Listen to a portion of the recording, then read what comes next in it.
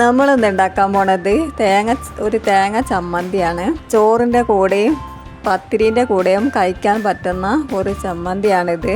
വീഡിയോയിലേക്ക് പോകുന്നതിന് മുന്നേ ഒന്ന് സബ്സ്ക്രൈബ് ചെയ്യണേ, പിന്നെ ഒരു ലൈക്കും ചെയ്യണേ. കറി വെക്കാൻ മടിയൊക്കെ ഉള്ള ദിവസം ഉണ്ടാവുമല്ലോ, അന്നപ്പോൾ ഈ ചമ്മന്തി ഉണ്ടാക്കിയാൽ മതിയാവും.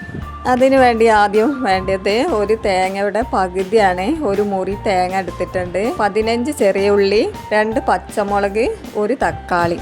ഇതൊന്ന് മിക്സിയുടെ ജാറിലിട്ട് ഒന്ന് അരച്ചെടുക്കാം. നല്ലവണ്ണം അരയ്ക്കേണ്ട ആവശ്യമില്ല. ഇതിലേക്ക് 1 ടീസ്പൂൺ ഉപ്പ് ചേർത്ത് കൊടുക്കാം. ഇത് നമ്മളൊന്ന് അടിച്ചെടുത്തിട്ടുണ്ട്. ഇതൊരു പാത്രത്തിലേക്ക് മാറ്റി കൊടുക്കാം.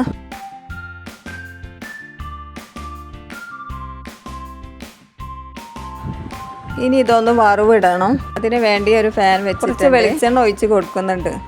1 സ്പൂൺ കടുക്, കറിവേപ്പില കുറച്ചിട്ട് കൊടുക്കുന്നുണ്ട്, 2-3 വറ്റൽമുളക്.